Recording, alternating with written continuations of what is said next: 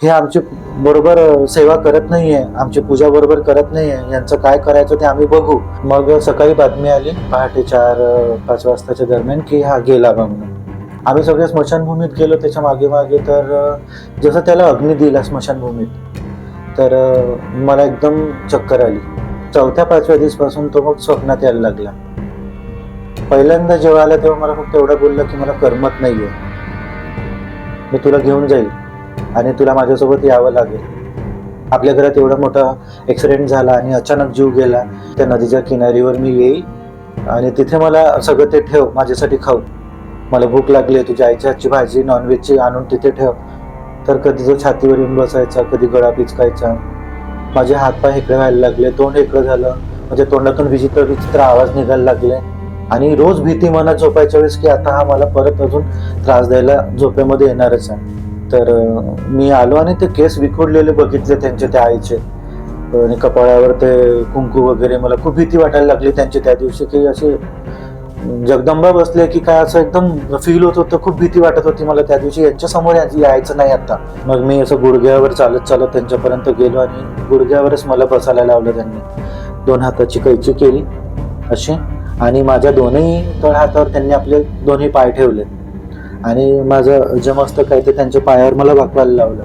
पण त्या दिवशी तिने पण ही गोष्ट मानली की नाही, हे पण असं काही देव आहे तर दानवही आहे किंवा राक्षस आहे, आत्मा आहे. त्या दिवशी हे तिने आपल्या स्वडोळ्यांनी बघितलं. श्रीराम जय राम जय जय राम असा तो मंत्र थोड्या वेळाने मग माझ्या तोंडातून निघाला. एक मी मानेन तेव्हापासून मी देवाला मानायला लागलो, गुरूंची शक्ती काय आहे ते मानायला लागलो.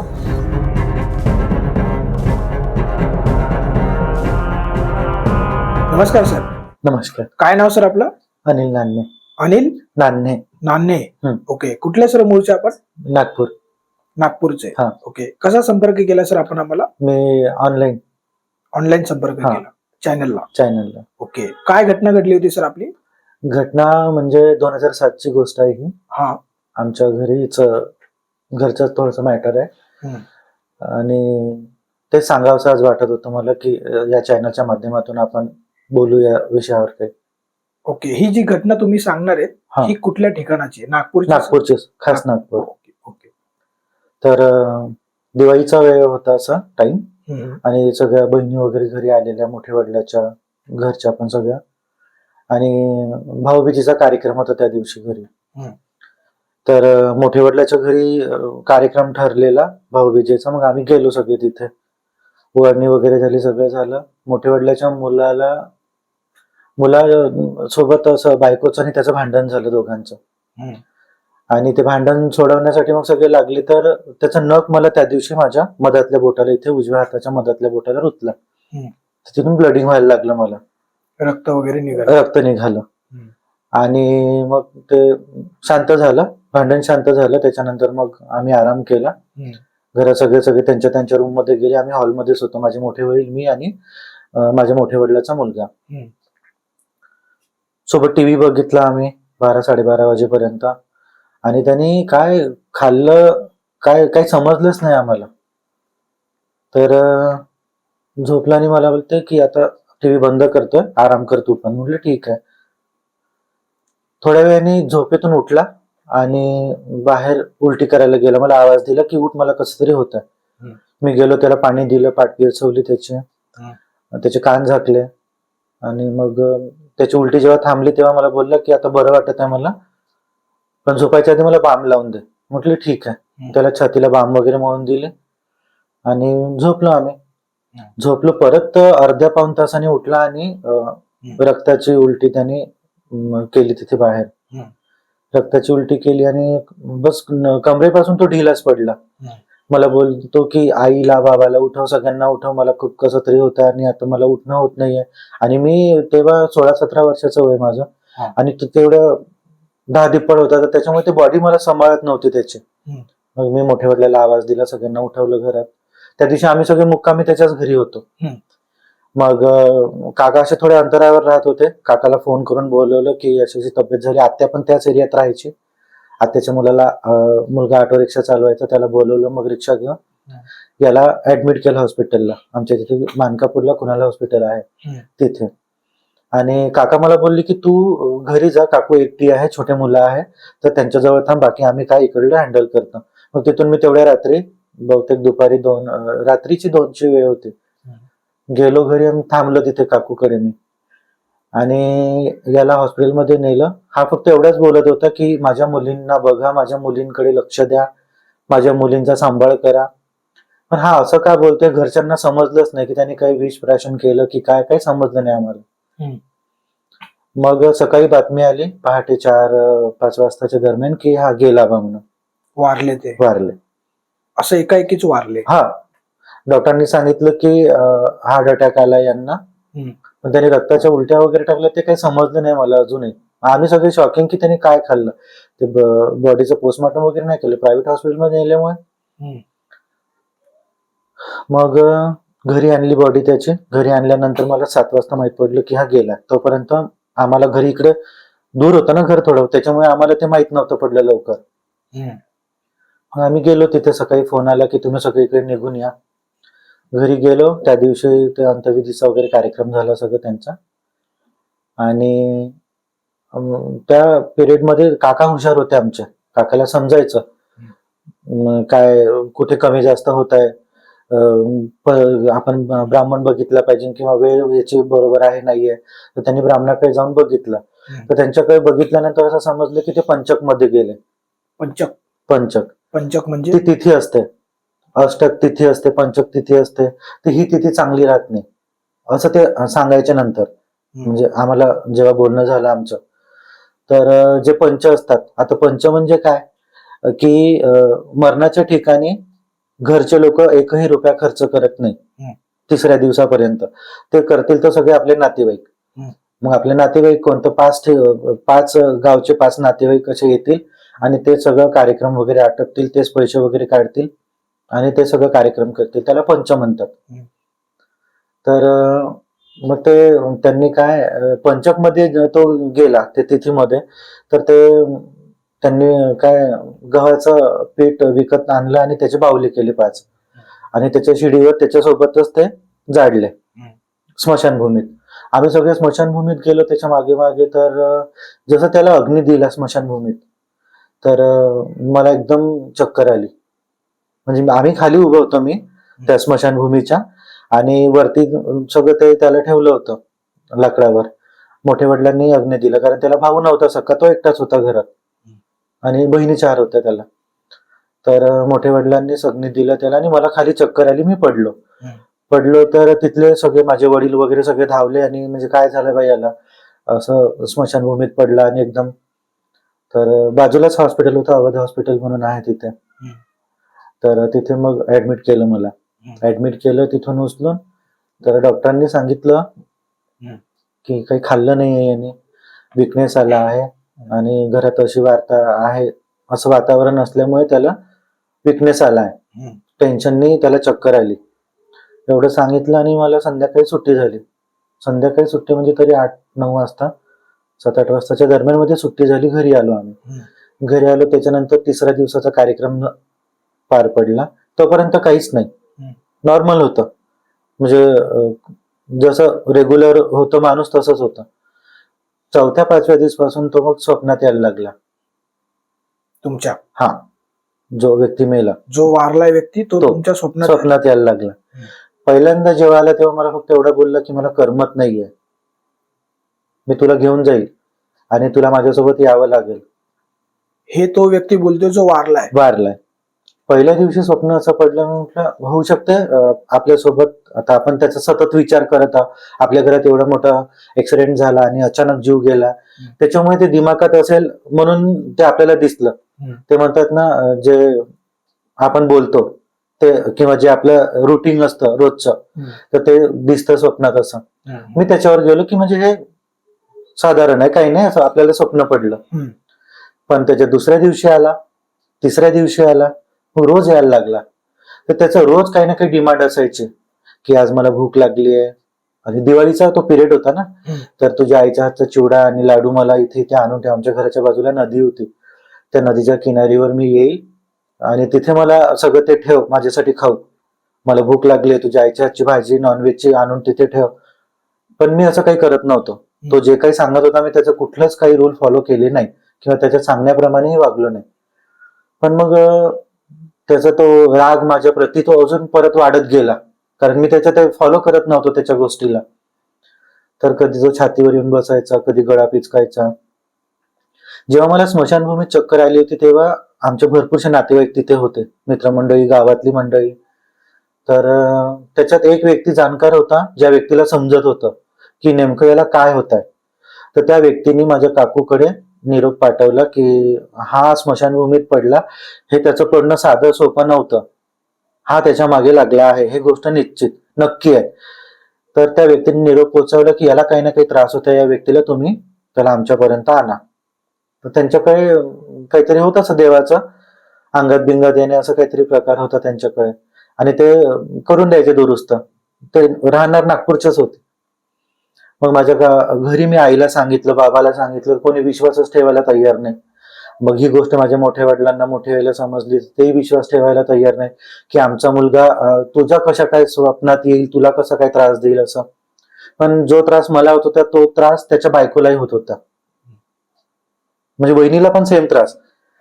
पण तिने स्पष्ट केलं नाही किंवा सांगितलं नाही कोणाला, पण आता तो मला जास्तीच त्रास देत होता. मग मी ते आईला, बाबाला सांगितलं. बाबा विश्वासच ठेवत नव्हते, पण आईने विश्वास ठेवला की नाही काहीतरी याला होत आहे, हा रात्री झोपेत दचकून उठत आहे, हा बोलत आहे. आणि तो जसा स्वप्नात आला तशी बॉडी एकदम लॉक, म्हणजे आपल्याला काहीच मुवमेंट करता येत नव्हतं, बिलकुल बॉडी लॉक. आणि बरं तोंडातूनही आवाज निघत नव्हता. आपण घरच्यांना उठवायचं तेवढ्या रात्री म्हटल्यावर. मग असं त्याचं रोजचं चालू होतं काही ना काही. मग त्या व्यक्तीकडे आम्ही, आई आणि मी, दोघं जण जाऊन आलो, ज्याने आम्हाला बोलवणं धाडलं होतं की या व्यक्तीला असं असं तिथे झालंय, हे मला दिसलं स्पष्ट. मग गेलो आम्ही. गेल्यानंतर पहिल्यांदा ते जसं त्यांचं चालू झालं, ते त्यांनी पूजा वगैरे केली, दिवा लावला तिथे त्यांच्या तिथे घरी, आणि ते बसले आसनावर. आसनावर बसता बरोबर मला काय व्हायला लागलं, एकदम मी कंट्रोल मध्ये नव्हतो माझ्या, म्हणजे मी माझ्या वशमध्ये नव्हतो की आपण सदा आता जसं नॉर्मली आपण बोलत आहोत तसं नाही. माझे हातपाय इकडे व्हायला लागले, तोंड इकडे झालं, म्हणजे तोंडातून विचित्र विचित्र आवाज निघायला लागले. मी खूप बॉडी कंट्रोल करत होतो की नाही मला हे बोलायचं नाहीये, आणि मला म्हणजे स्टेप राहायचं आहे, असं स्टेबल राहायचं आहे. तर ते मी करू शकत नव्हतो. एकदम अनबॅलन्स बॉडी होऊन गेली होती माझी, आणि तो सांगायचा तसं. पण आराम काहीच पडला नाही मला तिथे, बिलकुल आराम पडला नाही. त्यांनी ते करून द्यायचे. माझ्या डोळ्यात त्यांनी लिंबू पण पिडलं, ते लिंबू भारून असं. काही मंत्र वगैरे पण बोलले त्यांनी, पण ते काही जमलं नाही. जवळजवळ त्यांच्याकडे 5-6 महिने गेलो मी. त्यांच्याकडे गेलं तिथपर्यंत ते 4-5 दिवस तो नाही यायचा, आणि तो त्यांचं ते काय काही संपत असेल, काही त्यांची लिमिट असेल, तर परत तो स्वप्नात येऊन इतकं त्रास द्यायला लागला की मला बेडवर होऊन जात होती, मला भानच नाही. आणि रोज भीती मनात झोपायच्या वेळेस की आता हा मला परत अजून त्रास द्यायला झोपेमध्ये येणारच आहे.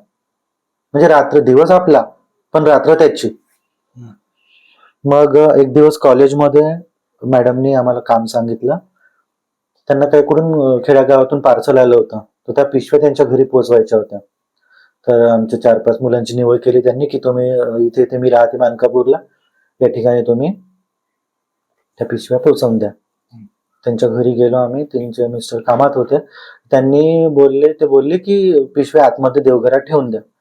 देवघरात जेव्हा गेलो तर तिथे मला त्यांच्या गुरुजींचा फोटो दिसला एक. त्या फोटोकडे मी इतकं अट्रॅक्ट झालो की ही व्यक्ती माझ्या कुठेतरी ओळखीची आहे, मी यांना कुठेतरी बघितलं आहे, आणि यांचा माझा कुठेतरी काहीतरी संबंध आहे.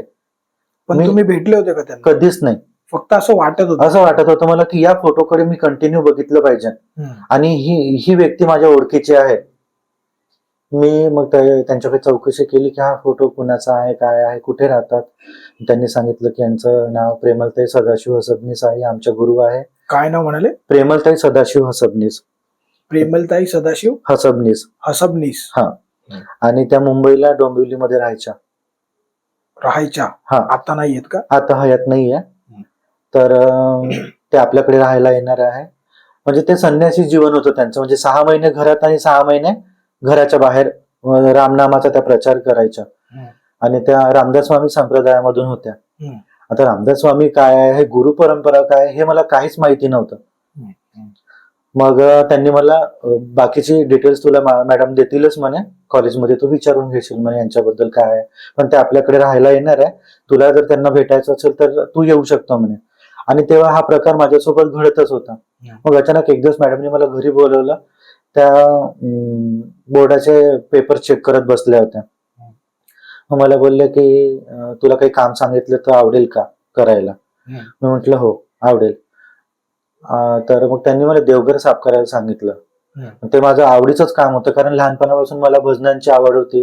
कुठे कीर्तन असेल तिथे जाऊन बसायला आवडत होतं, रोज देवाचं नामस्मरण करायला आवडत होतं. या गोष्टी माझ्या आवडीच्या होत्या आणि त्यांनी माझ्या आवडीचं काम मला दिलं होतं. तो फोटो हातात घेऊन मी पुसत बसून त्या फोटोकडेच बघत राहायचो की हा फोटो मला याच काढेल, तर या संकटातून बाहेर याच काढेल, असं मनातूनच मला वाटत होतं, फील होत होतं तेव्हा. मग त्याच्या काही दिवसांनी, 1-2 महिन्यानंतर माझे वडील वारले. ते हार्ट अटॅकनेच गेले.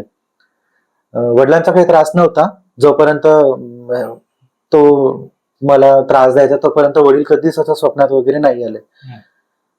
आणि मग त्या आई, त्याच्या 2 महिन्यानंतर त्या आई आल्या. तेवढ्या वेळात त्यांनी मला गुरुची सेवा कशी करायची, गुरुचे कामं कसे करायचे, गुरुच्या सानिध्यात राहून आपण त्यांचा आशीर्वाद कसा घ्यायचा, कसे त्यांचे कामं, त्याचं रुटीन, डेली रुटीन काय होतं, हे सगळं त्यांनी मला समजून सांगितलं. त्या ब्राह्मण होत्या, त्याच्यामुळे त्यांना कांदा लसूण जेवणात चालत नव्हतं. आणि त्यांचे कपडे धुवायचे, त्यांच्या पायाची मालिश करून द्यायचे, त्यांचे केस विचरून द्यायचे. त्या शनिवारी डोकं धुवायच्या, मग त्यांच्या केसाला वगैरे तेल लावून द्यायचं. असे सगळे कामं माझ्याकडे त्यांचे होते. सकाळचा चहा नाश्ता, कॉफी, त्यांच्या डोळ्यात औषध घालून देणे, मिस्टरांची सेवा करून देणे. त्या रंगानुसार, वारानुसार रंगाच्या साड्या घालायच्या. सोमवार असेल तर पांढरा रंग, मंगळवार असेल तर लाल रंग, असं त्यांचं ठरलेलं होतं. मग एक दिवसा आधीच त्यांचे कपडे त्यांच्या उशाकडे काढून ठेवायचे, उद्या घालणार याचं. मग सगळं ते सेवा त्यांची चालू झाली. मग त्यांना एवढं नाव माझं लक्षात येऊन गेलं, अनिल अनिल अनिल अनिल, कारण की कंटिन्यू त्यांच्या सेवेमध्ये मी एवढे लोक पाहत होतो त्यांच्या घरात. त्या आल्यापासून एवढी गर्दी वाढली होती, माझे एवढे कामं वाढले होते, कारण माझी जरा परिस्थिती खूप हालातीची होती त्यावेळेस बाबा गेल्यानंतर. तर मग त्यांनी मला म्हटलं की इकडे तिकडे काम शोधण्यापेक्षा तुला कॉलेजही सोडायची गरज नाही, तू माझ्याकडे काम कर आणि आपल्या गुरूंची सेवा कर, तुला जे जसं वाटतं तसं माझ्याकडे एक टाइमचं जेवण तुला मिळेल. म्हटलं ठीक आहे. तर 300-400 रुपये महिन्याचे मला द्यायच्या. 2008 मधली गोष्ट. मग असं करता करता रोज मी त्यांना बघायचो, नवीन नवीन लोक त्यांच्याकडे यायचे. काही भूतबाधा असलेले लोक त्यांच्या समोर घुमायचे, अंगात यायचं. काही लोकांचे प्लॉट, शेती वगैरे विक्री होत नव्हते ते लोक, काही जे लग्न होत नाहीये म्हणून ते लोक, म्हणजे खूप प्रॉब्लेम मध्ये असलेले लोक त्यांच्याकडे यायचे आणि त्यांचे कामही ते करत होत्या. आणि पण त्यांच्याकडे एक बघितलं मी, लिंबू बिंबू असं काही हा प्रकार नव्हता त्यांच्याकडे. फक्त नामस्मरणाच्या एका त्या ह्याच्यावरच त्या उभ्या होत्या आणि त्याच्यावरच त्या लोकांचे जे काही प्रॉब्लेम आहेत त्या सगळ्या सोडवत होत्या. मग असं करता करता एक दिवस मी त्यांना म्हटलं की मला तुमच्याकडून अनुग्रह घ्यायचा आहे. त्यामुळे तू माझ्या सेवेत 3-4 महिन्यापासून आहे आणि तू अनुग्रहाचा आता बोलतोय का, म्हणजे तुला असं का वाटलं की तुला अनुग्रह घ्यायचा आहे. म्हटलं माहित नाही, पण मला तुम्हाला गुरु करायचा आहे आणि मला या संप्रदायामध्ये घ्यायचं आहे. कारण तेवढ्या वेळात असं झालं होतं की मला रामरक्षा पाठ झाली, कारण संध्याकाळची उपासना असायची, दासबोधाचं वाचन असायचं, रामरक्षा, सगळं त्यांचं डेली रुटीन संध्याकाळचं जे होतं ते सगळं चालायचं. त्या झोपत नव्हत्या, फक्त बसल्या बसल्या नामस्मरण कंटिन्यू करायच्या. तर हा इकडे रोज स्वप्नात यायचा मला, रोज त्यांच्यासोबत माझी भेट व्हायची. एक दिवस त्यांनी मला अशी तारीख दिली की नारळी पौर्णिमेच्या दिवशी मी तुला घेऊन जाणार आहे, आता खूप झालं आणि तुला माझ्यासोबत यावंच लागणार आहे. तो शेवटचा, तो स्वप्नात येऊन जेव्हा त्यांनी सांगितलं, त्याच्या दुसऱ्या दिवशी लगेच मी त्यांना म्हटलं की मला तुमच्याकडून अनुग्रह घ्यायचा आहे. हे त्यांना सांगितलं नव्हतं, पण मी मॅडमला सांगितलं होतं की मॅडम माझ्यासोबत असं असं घडत आहे, तो मला रोज त्रास देऊन राहिलाय. तर त्यांनी मला सांगितलं की फक्त नामस्मरण कर, पाहू आपण काय होते. तर त्यांनी एक मला माळ दिली होती आमच्या कॉलेजच्या लेक्चररनी, आई नागपूरला यायच्या आधी. तर ती माळ जप चालू होता माझा. जोपर्यंत माळ हातात राहायची तोपर्यंत काही नाही. नामस्मरण करता करता मग मला झोप लागून जायची.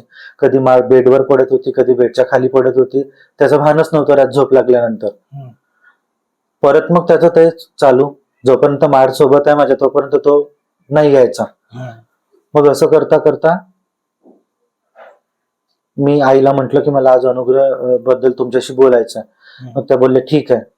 यांनी मला तारीख दिली होती की तुला नारळी पौर्णिमेच्या दिवशी मी घेऊन जाणार आहे आणि तुला यावं लागेल. माझी तब्येत खूप हालावत चालली होती. काम तर माझं चालू होतं. आम्ही घरी सगळे टेन्शन मध्ये. आई कामाला, बहिणीचे शिक्षण, मी परत भावाला पप्पांचे जॉब लागले तर तो तिकडेच होता जॉबला बाहेर. तर समजत नव्हतं की काय करावं, घर कसं चालवायचं. हा परत इकडे त्रास, तब्येतीचा त्रास, कॉलेज चालू, माझं 12वीला होतो मी त्यावेळेस. मग आईने मला बोलले की ते कॅलेंडर घेऊन ये माझ्याकडे, तुला तारीख सांगते ज्या दिवशी तुला अनुग्रह द्यायचा आहे. मग मी कॅलेंडर आणला. त्या कॅलेंडर मध्ये त्यांनी दिवस बघितला, कॅलेंडरचे पानं पलटवले. मग शेवटी त्यांना नारळी पौर्णिमेची तारीख दिसली. तर ते नारळी पौर्णिमेची तारीख ज्या पेजवर होती त्या कॅलेंडरच्या पेजकडे बघायच्या, माझ्याकडे पाहायच्या. त्या कॅलेंडरच्या पानाकडे बघायच्या, माझ्याकडे बघायच्या. आणि मग बोलले की तुला नारळी पौर्णिमेच्या दिवशी मी अनुग्रह देणार आहे.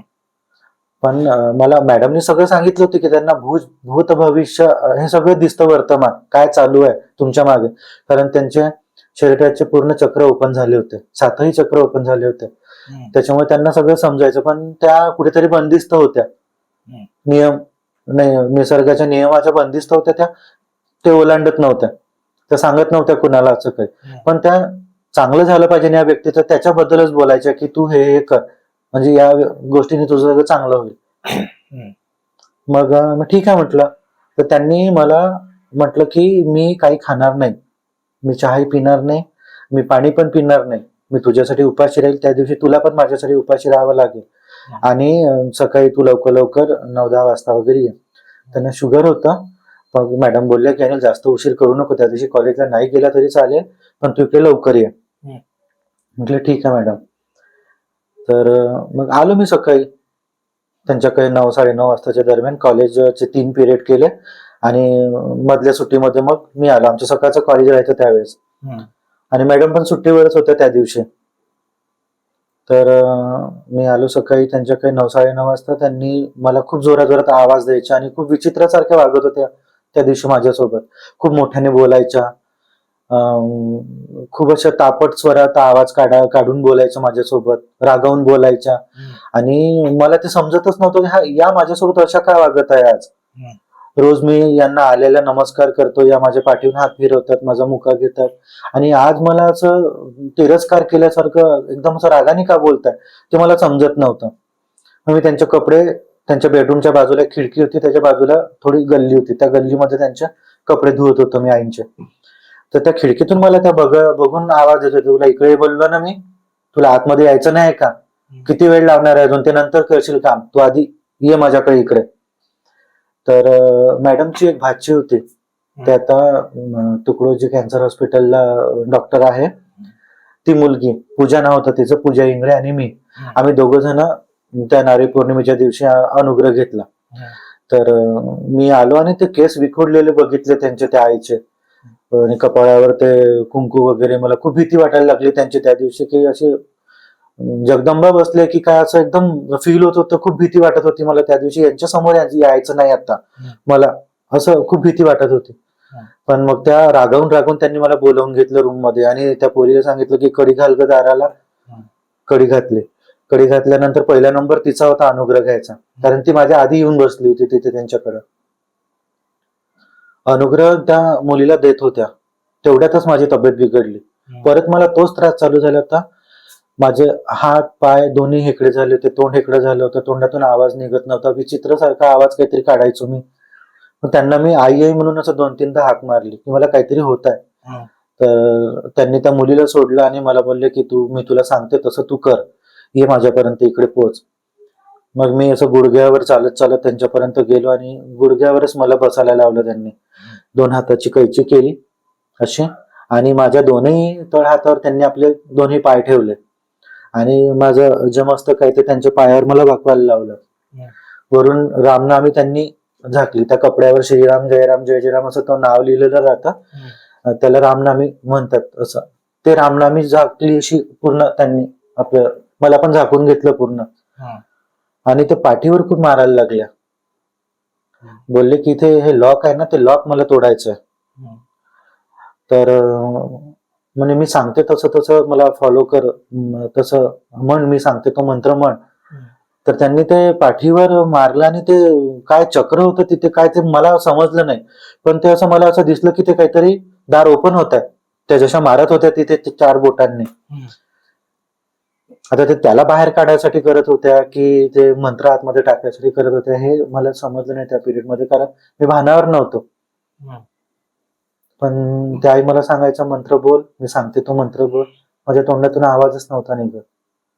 म्हणजे सतत माझं असं होत होतं, ओढाताण होत होती माझी. तो आपल्याकडे ओढायचा, ही आपल्याकडे ओढायची, तो आपल्याकडे ओढायचा, ही आपल्याकडे ओढायची.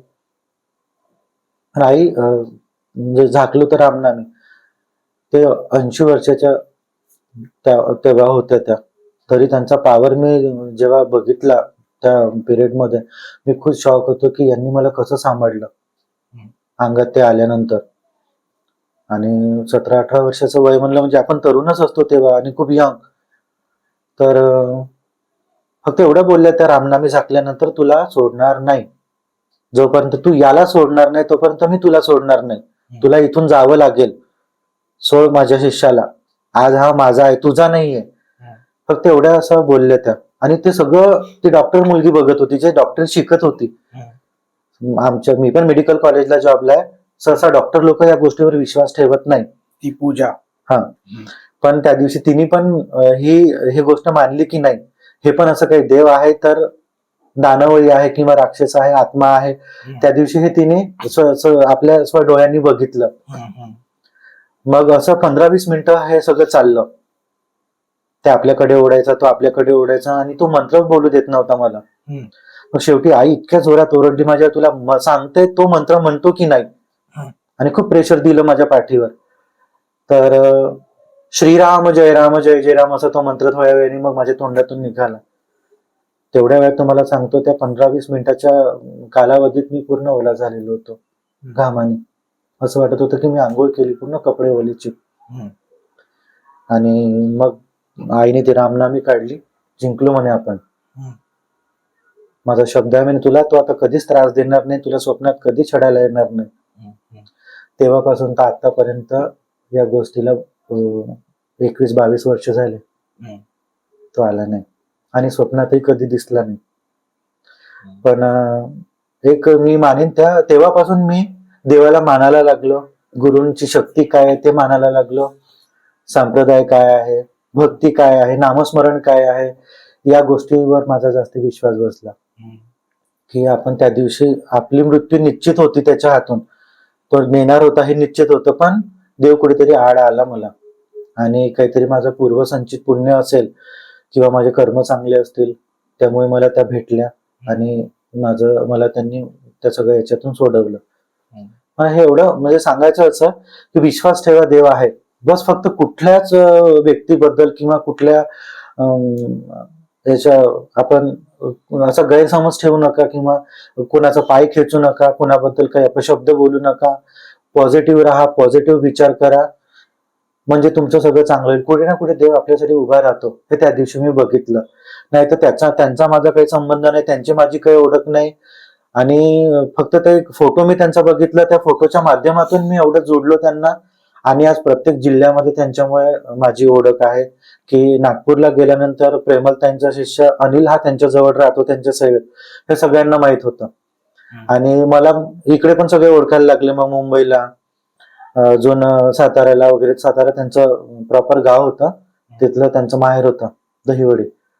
तर त्याच्यानंतर मग अशा खूपशा गोष्टी मला ती सांगत गेली संध्याकाळच्या वेळेस. जसं मग त्यांना पायाला तेल लावून द्यायच्या वेळेस, त्यांचे काही कामं करायच्या वेळेस, मग असं मी त्यांना विचारायचो, आहे देवाच्या घरी काय असतं, देव काय असतो, मग खरंच देव दर्शन देणार आहे का. त्यांनी एक एक गोष्टी ज्या ज्या मला सांगितल्या त्या खोट्या नव्हत्या, सगळ्या खऱ्या होत गेल्या. त्यांनी अनुग्रह दिल्यानंतर मला त्या दिवशी विचारलं होतं की इथून तुला कुठल्या संतांचं दर्शन होते ते मला सांगशील, कुठला देव तुला भेटायला येईल ते मला सांगशील. तर सगळ्यात पहिल्यांदा मला रामदास स्वामींचं त्यावेळेस दर्शन झालं. अनुग्रह घेतल्यानंतर ते माझ्या दारात उभे झाले आणि ओम भवती भिक्षान देवी देही असा त्यांनी आवाज दिली, हाक मारली मला की अनिल बाहेर ये, चल भिक्षेला माझ्या बरोबर.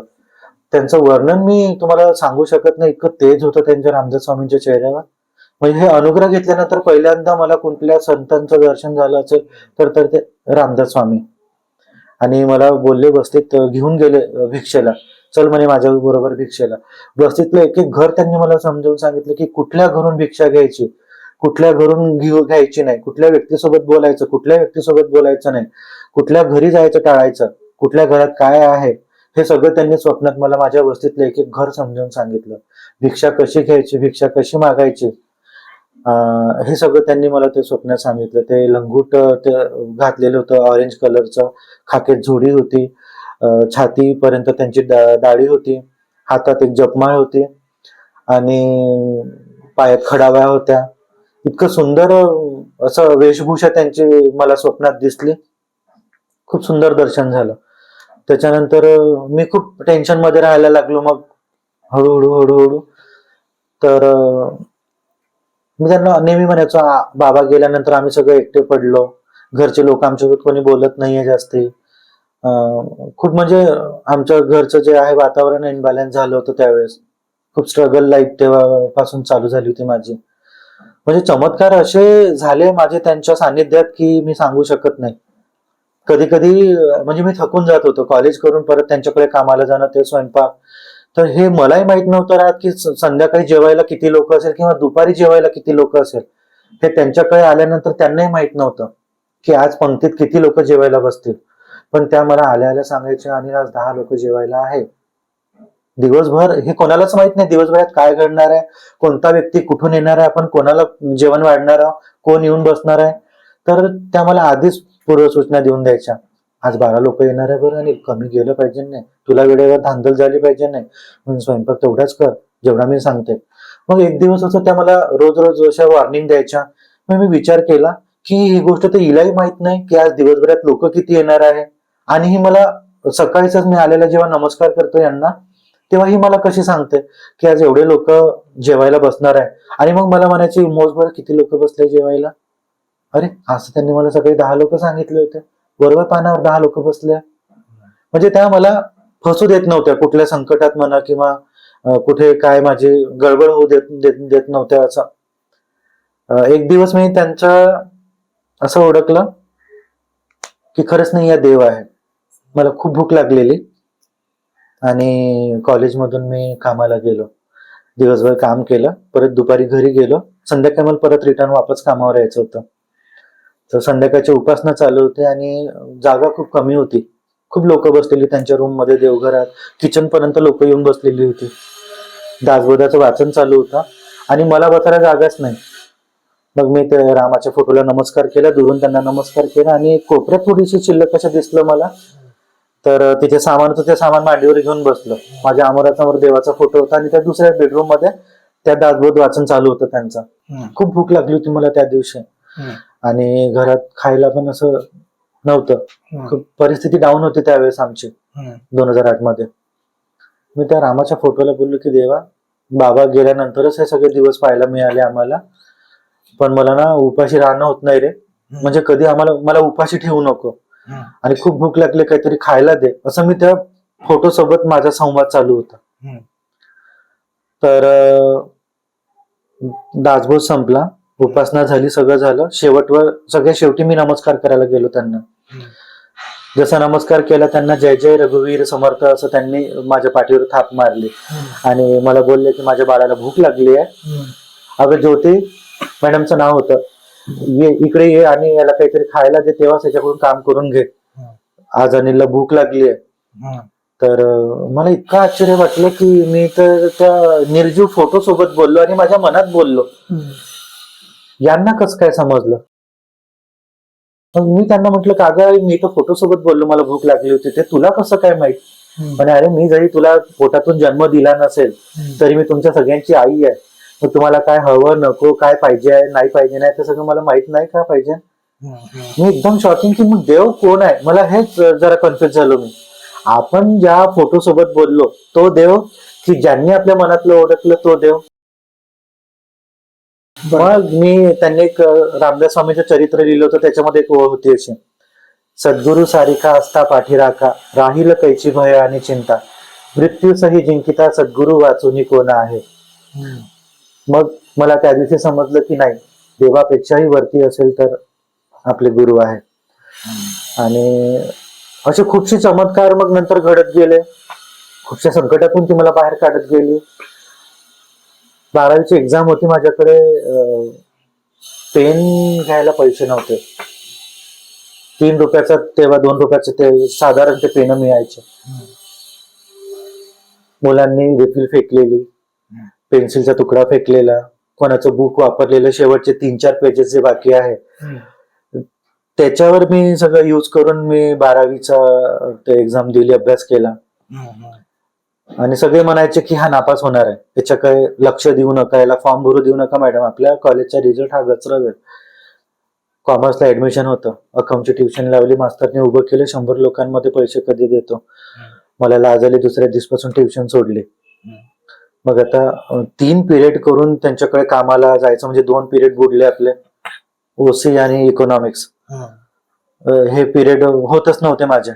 15 दिवस फक्त बाकी होतं पेपरला. मी अभ्यास झालेला नव्हता आणि कॉलेजमध्ये फॉर्म भरायच्या दिवशी सुद्धा माझ्याकडे पैसे नव्हते. आजीला मागितले तर आजी भावाच्या जास्ती फ्लेवर त्याच्याकडून जास्ती हे करायचे, तर त्यांनी काय म्हटलं तर पैसे लगेच द्यायचे, मला नाही. आणि खूप मला वाईट वाटत होतं. सगळे मुलं फॉर्म भरत बसलेले आणि मी सगळ्या शेवटच्या बेंचवर जाऊन चुपचाप खाली मान टाकून बसलेलो. मॅडम इकडे फॉर्म भरत होते, माझ्याकडे पैसे नाही. मग एक मुलगा आला, मला म्हणतो, कॉलेज फ्रेंडच होता तो, बालाघाटवरून काही मुलं आले होते शिकायला आमच्या तिथे. गोरेवाडा म्हणून आहे आमच्या तिथे, मानकापूरच्या जवळच आहे, तिथे हॉस्टेलवर राहायला होते ते मुलं. त्यांनी मला म्हटलं की रे तू फॉर्म नाही भर क्या, हिंदी साइडर होते, ख्रिश्चन होते ते मुलं, आणि ख्रिश्चनच्याच हॉस्टेलमध्ये ते राहायला होते. म्हटलं नहीं मेरे पास पैसे नहीं, मैं इस साल एग्जाम नहीं, अगले साल एग्जाम दूंगा, इस साल आप दे दो. अरे पैसे नहीं थे तो बोलना तो था, मैं आते आते तो लेके आता पैसे तेरे लिए. तर एवढं त्या दिवशी शेवटचा होता फॉर्म भरायचा दिवस बोर्डाचा, आणि मॅडम बसली होती फॉर्म भरायला, माझ्याकडे पैसे नाही त्या पिरियड मध्ये. तो पोरगा गेला, सायकल काढली, सायकल 5 किलोमीटर दूर गेला आणि त्याने ते पैसे हॉस्टेलवरून आणले. आणि मॅडम उठून जाणार तेवढ्यातच त्यांनी पैसे टेबलवर ठेवले. 250 रुपये फी होती तेव्हा 2008 मध्ये. म्हणे मॅडम अनिल का भी फॉर्म भरो, उसको भी एग्जाम देनी है. तो फॉर्म भरला. त्याच्यानंतर आईला मी बोललो की आई फक्त मला 15 दिवस पेपरला आहे, माझा अभ्यास झाला नाही, रोज माझा वेळ इकडेच जातो ग कामासाठी. आणि ठीक आहे, काही हरकत नाही, मला सकाळी उठून अभ्यासाला बसायचं, 15 दिवसात होईल का माझा वेळ सगळं मॅनेज. म्हणजे ठीक आहे, मी तर रोज सकाळी उठतेच पहाटे 3 वाजता, झोप तर नाहीच येत म्हणे मला, मी नामस्मरणच करत राहते, पण मी तुला रोज उठवायला येईल. आता उठवायला येईल म्हटल्यावर त्या स्वप्नातच यायचा, मला असं वाटलं, आणि खरंच तसं झालं. मग त्याच्यानंतर मला म्हणे तुझ्याच पैशाने तू पेन घे, मी तुला पैसे देणार नाही, तुझ्या मेहनतीच्या पैशाने तू पेन घे. तेव्हा 2 रुपयाचं 3 रुपयाचं काहीतरी ते साधे पेन यायचे. तर ते पेन मी 4-5 आणून दिले त्यांच्याकडे. त्यांनी ते पेन मंतरले आणि त्यांच्या उशाकडे रात्रभर ठेवले. त्या पेनांनी त्यांनी श्रीराम जयराम जय जयराम असे मंत्र खूपदा लिहिले 5ही पेनांनी. आणि दुसऱ्या दिवशी मी कामाला गेलो, जेव्हा ते पेन त्यांनी माझ्या हातात दिले आणि मला बोलले की रोज तुझा पेपर ज्या दिवशी राहील त्या दिवशी मला रोज फोन करायचा, मी कुठेही असेल, मी कामात असेल, काही असेल, पण मी तुझ्या फोनची वाट बघेल नाही. मी म्हटलं हा ठीक आहे. नाही, मोजून फक्त 15 दिवस अभ्यास केला मी. आणि काय सांगतो चमत्कार, की जे पेन त्यांनी मंतरून दिले होते ते त्या पेपरवर थांबतच नव्हते. माझा हा बोट जो आहे ते दोन्ही बोट असे चपटे होऊन गेले होते की ते स्पीड थांबत नव्हती. मग तिला पेपरला जायच्या आधी मी रोज फोन करायचो की आज माझा हा पेपर आहे मराठीचा, तर बघ जे क्वेश्चन आधी येते ना ते सोडवायचे, जे आपल्याला आठवतं कमी त्यांना शेवटवर वेळ द्यायचा, म्हणजे जे आधी येते ते लिहायचं.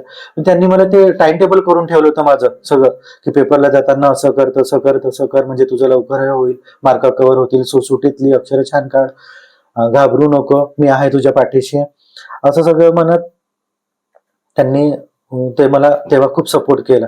आणि मेन मला हे वाटलं की जेव्हा ते पेन मी हातात घेतले तर ते पेपरवर थांबत नव्हते. आणि ते स्मरणशक्ती एवढी त्या 15 दिवसामध्ये त्यांनी माझ्याकडे लक्ष दिलं. रोज मला उठवायला यायच्या. उठ, तुला अभ्यास करायचा आहे. उद्याचा पेपर आहे. त्यांना मी टाइम टेबल न सांगता त्यांना सगळं माहित होतं. मग रिझल्ट लागला. रिझल्टच्या 1-2 दिवसाआधी मला भीतीच होती की माझं काही एवढं चांगलं गेलं नाही. कॉन्फिडन्स नव्हता मला माझ्यावर. पण काही असं वाटत होतं एकीकडे की नाही, पासही होऊ शकतो तू. आपल्या गुरूंचा आशीर्वाद आहे तुझ्या आपल्या पाठीमागे. तर त्यांनी 2-3 दिवसाच्या आधी मला स्वप्नात येऊन सांगितलं की अनिल, तू पास झालाय आणि तुला एका एका विषयामध्ये एवढे एवढे मार्क्स आहे. त्याच्या 3-4 दिवसांनी रिझल्ट लागला. मित्रांनी फोन केला, अरे तू पास झालाय अनिल, कॉलेजमध्ये ये. म्हटलं तू थट्टा मस्करी करू नका म्हटलं माझी, मी काय येणार नाही आता. आणि अरे खरंच तू पास झालाय, तू बघ, नाही तर आम्ही येतो घरी तुझ्या, तू जर येत नशील कॉलेजमध्ये तर.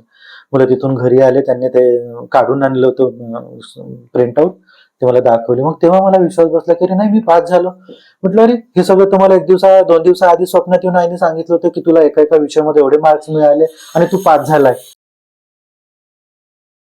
तर खूप छान वाटलं मला त्या पिरियडमध्ये.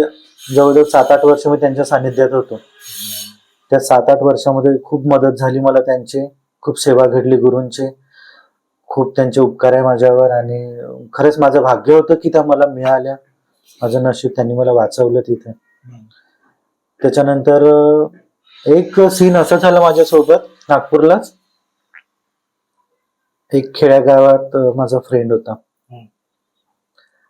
तो खूप मदत केली त्यांनी त्या पिरियड मध्ये मला, की म्हणजे त्यांचं शेत होतं, शेतातला भाजीपाला आणून द्यायचं, काही धान्य आणून द्यायचं.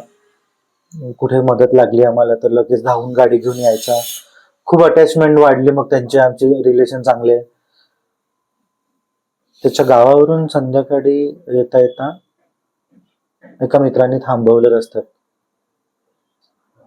की इतक्या रात्री तू 7-7:30-8 वाजताच्या दरम्यान तू आता जातोय घरी, तेवढ्या रात्री जाऊ नको, तू थांब. नाव शो करणार नाही, ते आपण जरा गुपितच ठेवू. तर म्हटलं नाही ना रे, 10-15 मिनिटाचा रस्ता आहे इथून घराचा आपल्या, आणि आपण जाऊ शकतो. तर मला बोलला की नागपंचमीचा दिवस होता तो, की आता जाऊ नको, ऐक तू माझं, चल घरी, घरी जाऊन तू जेवण करून झोपणारच आहे ना, मग माझ्याकडे थांब ना, काय हरकत आहे. गेलो मी त्याच्याकडे. गेलो आणि जेवण वगैरे केलं आम्ही, टीव्ही बघितला, गोष्टी गप्पा वगैरे झाल्या छान, त्याचे बाबा आई. असं काही वाटलं नाही मला त्यावेळेस की यांच्या घरात काही असं घडेल रात्री माझ्यासोबत बा म्हणून. दाराच्या बाजूला एक खाट टाकली होती, त्याच्यावर आम्ही दोघं झोपलेलो. आणि लाईट घालवली होती, अंधार होता, एक 0 लाईट होता छोटासा लावलेला. त्याच्या 2 वहिनी होत्या जेवण वाढताना. सगळं रात्री आम्ही जेव्हा बसतो जेवायला, 2 भाऊ आणि एक तो, त्याचं लग्न व्हायचंच होतं. आई बाबा त्याचे, ते शेतकरीच होते. रात्री सुमारे 12:30-1च्या दरम्यान मला डोळा लागला, झोप लागली. झोप लागली आणि थोड्या वेळात आवाजच आला, हे. मी डोळे उघडून बघितले, म्हणून कोण समोर, कोण बोलतंय आपल्या. त्याच्या घरच्या दाराच्या बिलकुल किचनच्या दारामध्ये 2 बाया उभ्या दिसल्या मला. आणि त्या बोलून राहिल्या माझ्याशी.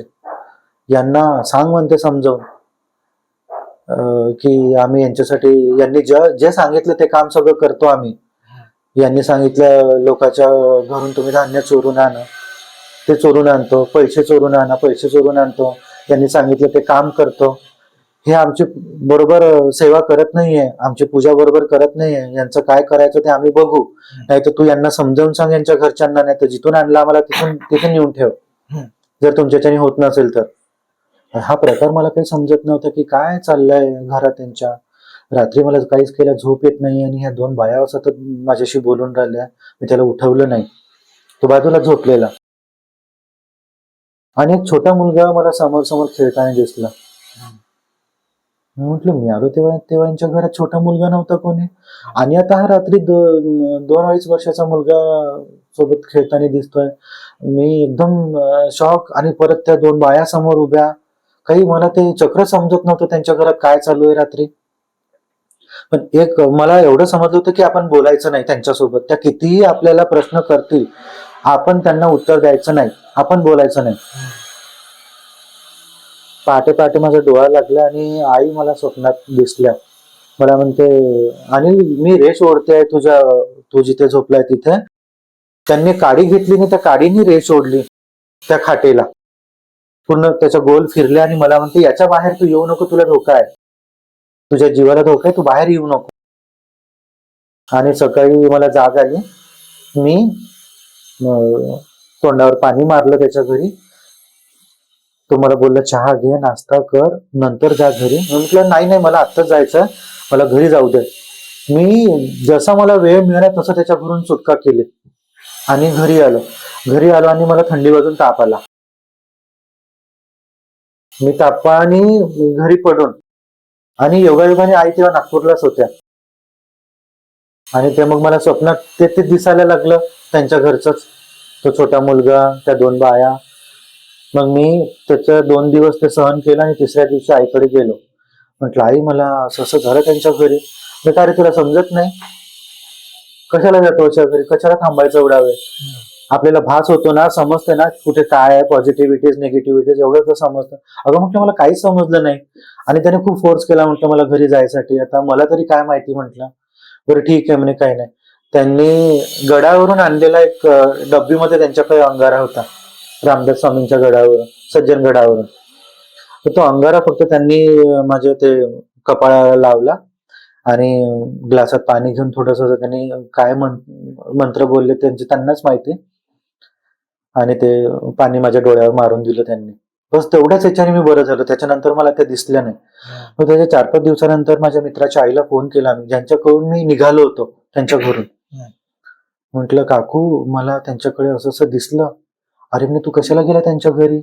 म्हटलं, काहून, काय झालं. तर म्हणे, पूर्ण गावात चर्चा आहे की त्यांच्याकडे ही वस्तू आणून ठेवली त्या लोकांनी आणि ते त्यांना सतवत आहे, तर त्यांना त्रास देत आहे. अख्ख्या गावात ही चर्चा आहे आणि तू कशाला गेला म्हणे त्यांच्या घरी. म्हटलं, मला माहितच नाही, त्यांनी मला खूप जबरदस्ती केली की चल घरी बा म्हणून. बरं ठीक आहे, तुम्ही जे सांगता ते गोष्ट मला पटली. म्हटलं, त्या बाया कोण आहे हे समजलं मला, पण तो छोटा मुलगा कोण आहे त्यांच्या घरात जो खेळत दिसला होता मला. तर त्या बोलल्या की त्याच्या चुलत भावाचा मुलगा आहे तो, जो तुला दिसला रात्री. म्हटलं, काय तो हयात नाही आहे का. तर त्या बोलल्या की 4 व्हीलर, त्यांच्या घरी 4 व्हीलरही होती अंगणामध्ये उभी एक, ते माल लोड करण्यासाठी शेतीतला. तर ते टमाटर भरून तो गाडी काढणार, तेवढ्यात तो मुलगा त्याच्या मागे धावत आला म्हणे. आणि त्या गाडीच्या व्हायब्रेशनमुळे ते आवाज त्या मुलाचा त्याच्या कानावर गेला नाही. तो गाडीत बसला, गाडी मागे घेतली त्याने. तो मुलगा त्या गाडीच्या मागच्या चक्क्यामध्ये तो येऊन मरण पावला. हे त्याला माहितच नाही, तो आपल्या गाडीमध्ये येऊन दबलाय आणि मुलगा मेलाय. तो ते रक्ताने त्याचे चक्के भरले होते, चक्का भरला होता तो एक. तो चक्का असा जाताना म्हणजे ते ठसे उमटले होते ते रक्ताचे, आणि तो मार्केटमध्ये निघून गेला माल विकायसाठी.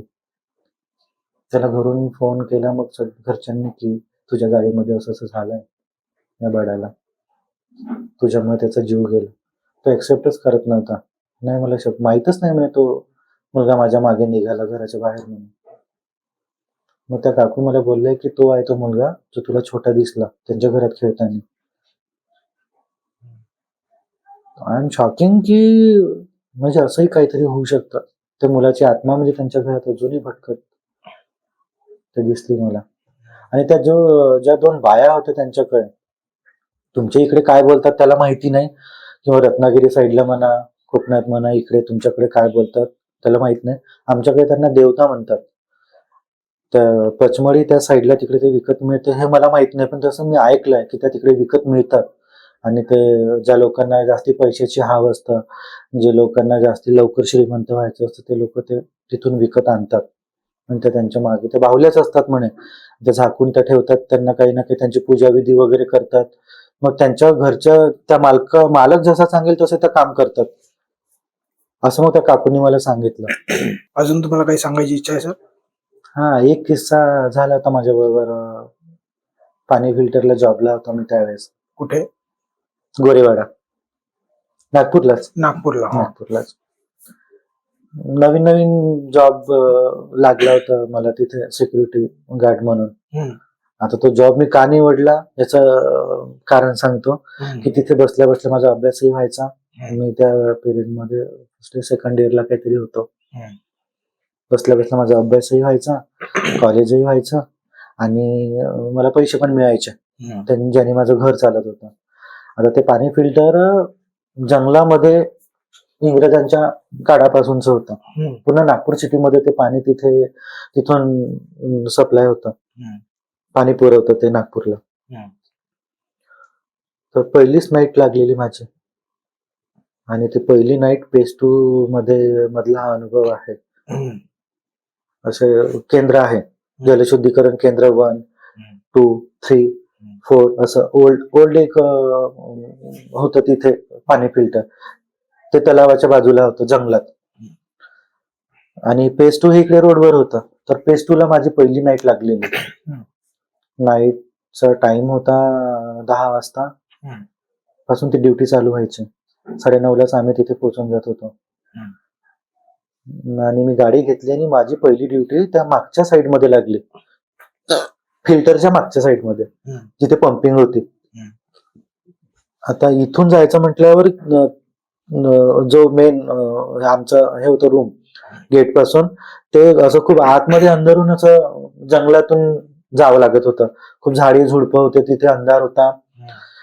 तर ते मागच्या साइड मध्ये सगळ्यात तिथे म्हणतात की असं खूप जुन्या इंग्रजांच्या काळात वगैरे ते तिथे स्मशानभूमी किंवा असं काहीतरी होतं तेव्हा त्या काळात फिल्टरच्या मागच्या साइड मध्ये.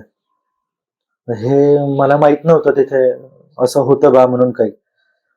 तर पहिली नाईट लागली, मी गाडी काढून मी त्या साईडला गेलो. माझ्याकडे तेव्हा प्लेझर गाडी होती, पहिल्यांदा मी घेतली होती त्यावेळेस. तर प्लेझर गाडीचा लाईट ऑनच होता. मी चाललो रस्त्याने इतक्या स्पीड मध्ये ते मला म्हणजे गाडीला काहीतरी आडवं गेलं. म्हणजे समजलं नाही काय होतं.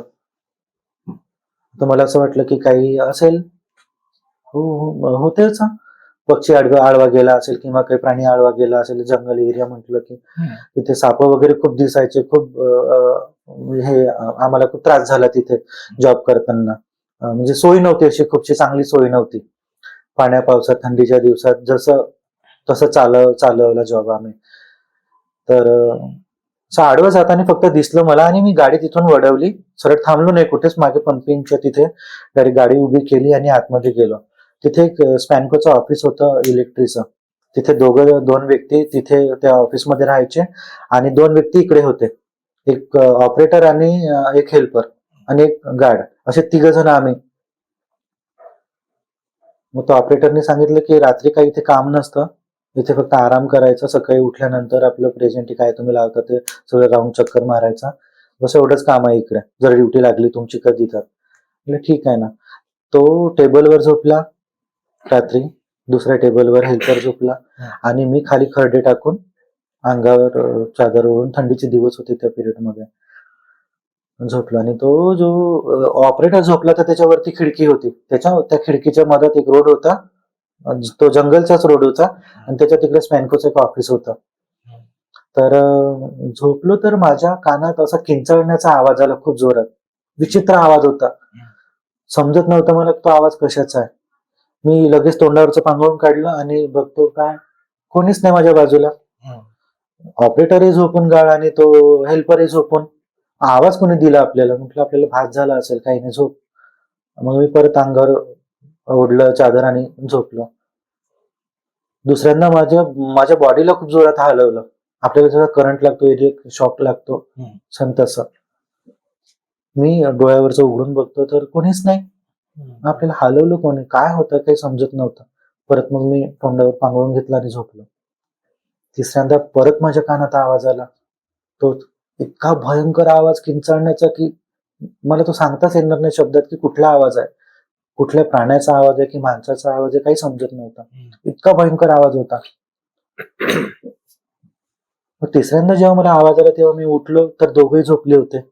आणि खिडकी फक्त वाजत होती. त्या ऑपरेटरच्या वरती जी खिडकी होती त्या खिडकीचे दोन्ही पल्ले फक्त हालत होते. बाहेर पळतो तर वारा नाही, काही नाही त्या खिडकीत. मी परत अजून येऊन झोपलो. चौथ्यांदा माझ्या बॉडीला परत त्याने हलवलं. आता ते काय होतं हे मला माहित नाही. मग मी चौथ्यांदा जेव्हा उठलो तेव्हा ऑपरेटर झोपूनच होता आणि हेल्पर माझ्या जवळून 500 ते 600 मीटर अंतरावर तो झाडू मारत होता. म्हणजे एवढ्या लवकर मला हलवून तो तेवढ्या तिथे ते काम करायला तो पॉसिबल नाहीये ना. डिस्टन्स जवळ असतं, मला हलवलं आणि हो लगेच तो बाजूला काही काम करत आहे तर गोष्ट मान्य करीन मी. पण एवढ्या दूर अंतरावर तो झाडू मारत आहे आणि मला इकडे शक्य नाही ना.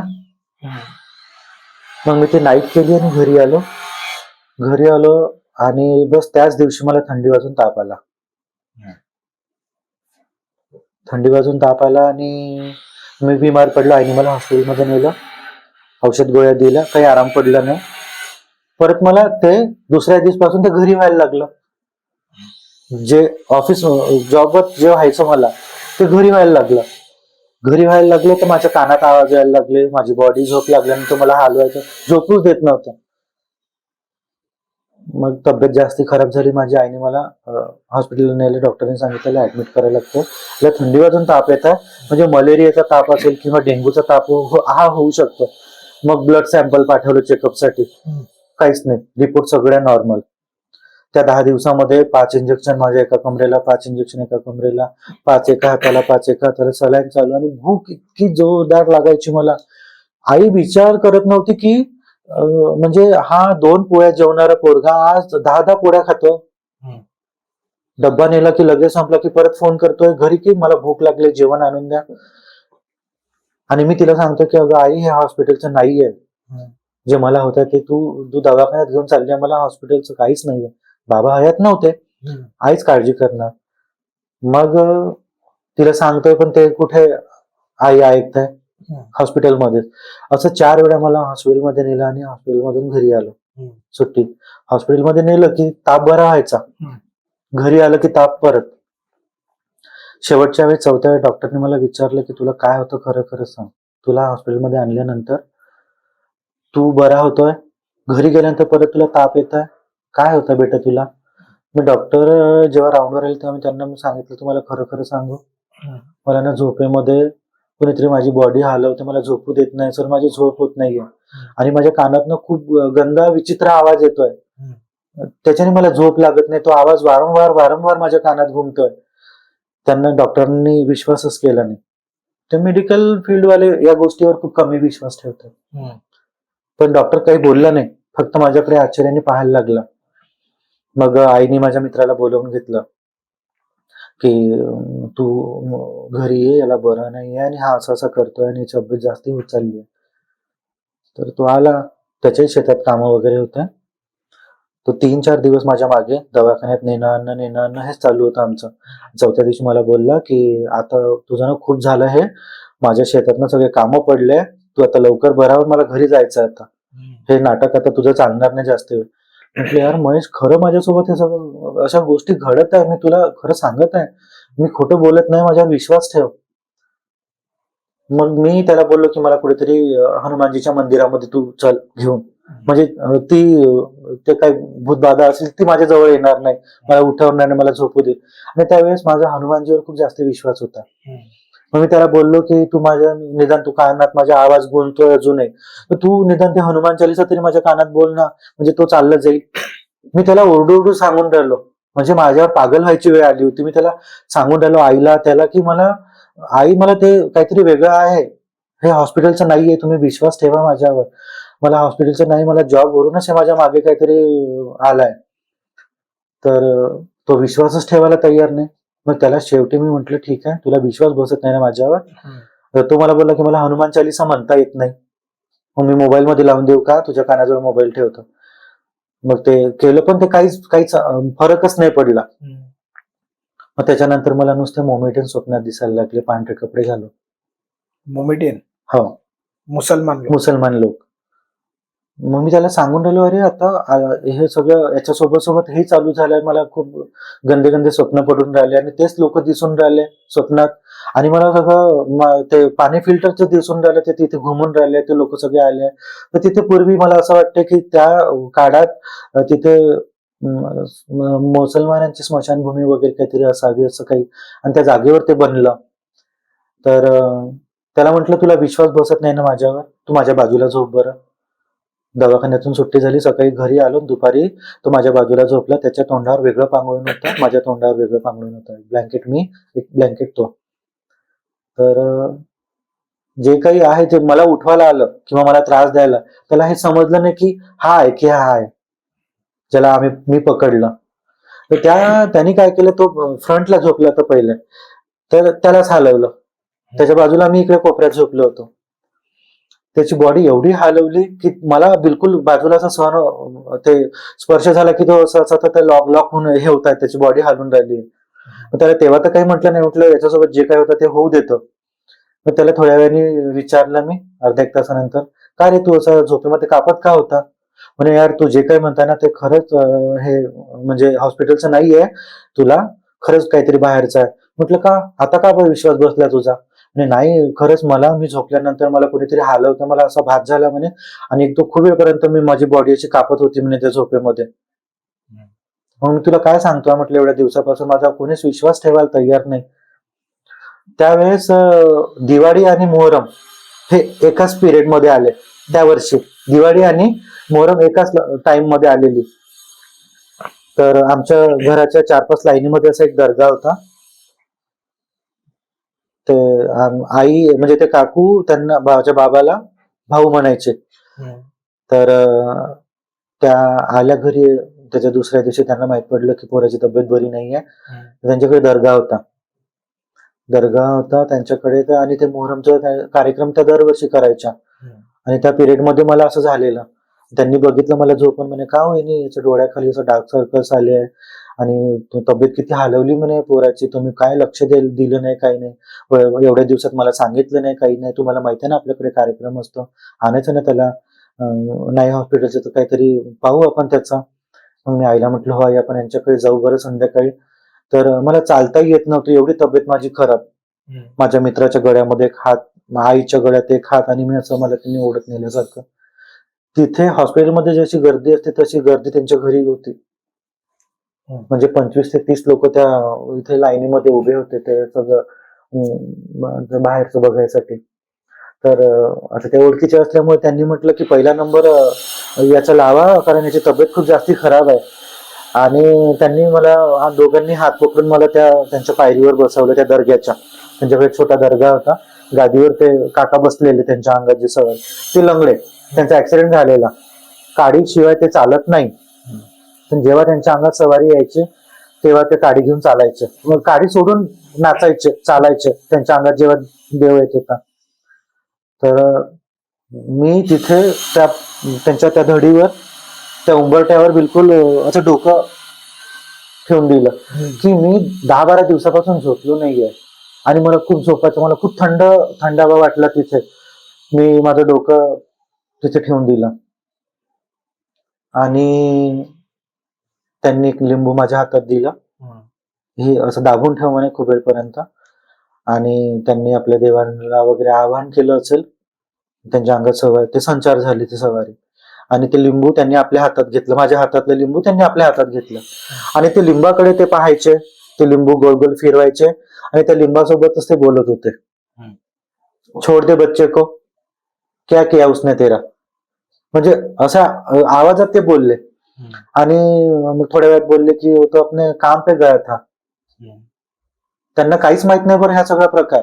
मला त्यांनी कुठे पकडलं, कुठे माझ्या गाडीला आडवं झालं, काय झालं, पण ते लिंबासोबत ते सगळं बोलत होते, जे माझ्यासोबत जॉबवर घडलं. आता ते जे काही व्यक्ती असेल किंवा जे काही ते शक्ती होती, की आत्मा असेल, तर ते माझ्या गाडीला आडवी गेली. तिचा जायचा टायमिंग आणि माझा जायचा टायमिंग एक झाला. तर त्या लिंबासोबतच ते बोलत होते, छोड़ दे उसको, उसने कुछ नहीं किया तेरा, तुझे जाना है की नहीं जाना है, उसे छोड़ना है की नाही, बस या शब्दातच ते बोलायचे. आणि जे लिंबू भाडून दिलं होतं त्यांनी, माझ्या हातात ठेवायला दिलं होतं, तेच लिंबू त्यांनी मग बोलले की घरी तुम्ही दारबीर लावून आले ना. मग आई बोलली हो. तर घरात कोणीच जायचं नाही आता. हा परत तुमच्या सोबत घरी तिकडे मागे परत येईल. तर त्यांनी सांगितलं की आमच्या घरून काड्या घेऊन जा, तुमच्या घराच्या बाहेर चूर पेटवा आणि त्या चुलीमध्ये हे लिंबू जाळून द्या वहिनी. आणि तो कचरा जो काही होईल त्याचं जे जडल्यानंतर ते सगळं ते तुम्ही नदीमध्ये नेऊन फेकून द्या. घराच्या जवळच अशी नदी होती, त्या नदीमध्ये बाजूच्या मुलाने ते फेकायला नेलं. तो चप्पल घालून गेलेला पण त्याला काच रुतला. कसा रुतला ते समजलं नाही. पूर्ण रक्ताने जो पाय त्याचा भरून तो घरी आला. माझी तब्येत दुसऱ्या दिवशी बरी झाली. त्या मुलाला काही त्रास नाही झाला, पण माहित नाही कसं अचानक त्याला काच रुतला काय काही समजलं नाही. आणि ते जे हॉस्पिटलचं जे काही औषध होतं ते सगळं फेकलं आणि त्याच्या दुसऱ्या दिवसापासून माझी तब्येत बरी झाली. बरं तिथे मग चर्चा झाली अशी जॉबवर की याला असं असं झालंय आपल्या ऑफिसमध्ये. तर तिथे कोणी ऍक्सेप्ट करायला तयार नाही. मी बरं झाल्यानंतर त्याच्या 8 दिवसानंतर हा प्रकार परत अजून एका पोरासोबत झाला. त्याला तर जिन्यावरून फेकलं. त्याची पण नाईट शिफ्ट होती. त्या नाईट शिफ्ट मध्ये त्या मुलासोबत झालं. मग तेव्हा सगळ्यांना विश्वास बसला की नाही हा खोटं बोलत नव्हता, त्याच्यासोबत जे झालं ते खरं होतं, रिअल होतं. मग तिथे जे काही ते निगेटिव्ह होतं त्याचा बंदोबस्त नाही केला का कोणी? हा आमच्यासोबत एक वाघमारे काका होते जे खूप एजेड होते आमच्या बॅच मध्ये. एक सुपरवायझर होते आमचे जे मिलिटरी रिटायर्ड होते, शिर्के सर म्हणून, आणि एन.डी. शिर्के. आणि एक वाघमारे काका होते आमच्यासोबत. ते पण त्यांना समजायचं की कुठली जागा काय आहे. मग त्यात आमच्या दोघा मुलांसोबत जे असं झाल्यानंतर त्यांना जेव्हा माहित पडलं तेव्हा त्यांनी ती जागा बांधली. म्हणजे ते जे काही शक्ती होती ते आपल्या इकडे येऊ द्यायची नाही.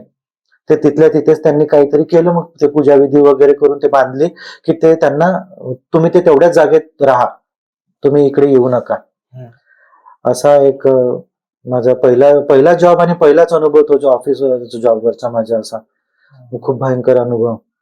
की घरात विश्वास ठेवत नव्हते आणि मला नुसतं सारखं हॉस्पिटलमध्ये नेऊन औषध आणि ते होतं काहीतरी दुसरंच.